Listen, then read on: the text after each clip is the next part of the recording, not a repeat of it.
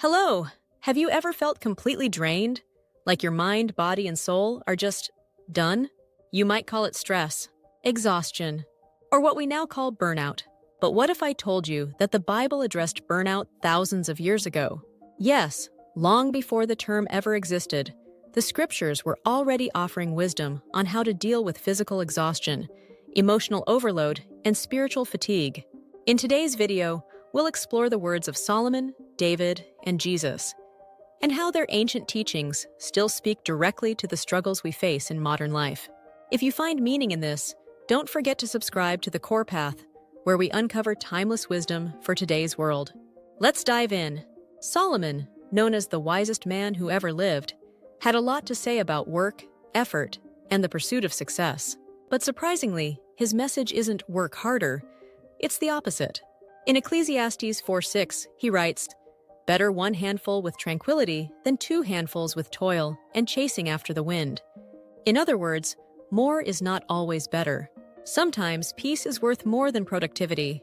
Solomon observed people burning themselves out chasing success, and he called it what it was: meaningless. In Ecclesiastes 2:22, he asks, "What do people get for all the toil and anxious striving with which they labor under the sun?" He saw anxiety, sleepless nights, and stress as the fruit of unbalanced living. It's striking, isn't it? Thousands of years ago, Solomon was already warning us about the very symptoms of burnout we battle today. Now let's look at David, the psalmist, the king, the warrior, a man who deeply understood emotional exhaustion. And yet, through his writings in the Psalms, we see someone who consistently chooses faith and positive thinking, even in his darkest moments. In Psalm 42:11, David speaks to his own soul and says, "Why are you downcast, O my soul? Why so disturbed within me? Put your hope in God." This isn't denial, it's discipline. David teaches us that managing inner exhaustion starts with reframing our thoughts. And in Psalm 23, we find some of the most comforting words in all of Scripture. "The Lord is my shepherd, I shall not want. He makes me lie down in green pastures. He restores my soul." Not only is rest godly, it's necessary for restoration. But what about the New Testament? Did Jesus have anything to say about this? Absolutely. Jesus, the Son of God, who had a mission of eternal importance, still took time to rest, still withdrew from the crowds, still said no to constant demands. And in Matthew 11:28, he offers this invitation: "Come to me, all who are weary and burdened, and I will give you rest." He's not talking about a nap. He's offering soul-level rest. Rest that reorients us. Rest that heals us. And in Matthew 6:25, Jesus tells us not to worry, not about food, clothes, or the future. Because anxiety adds nothing to our lives. It only steals from it.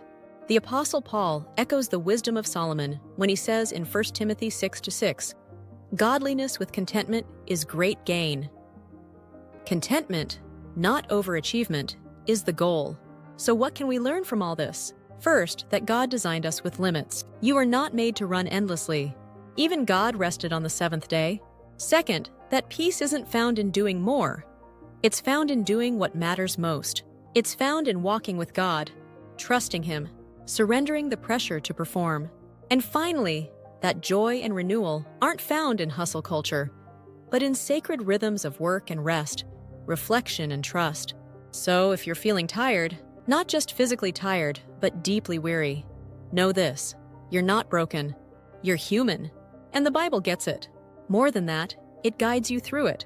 If this message brought clarity or peace to your heart, I'd love for you to subscribe to The Core Path, where we walk the ancient path to find modern strength. And remember, when God is your center, burnout won't be your ending. Stay grounded. Stay inspired.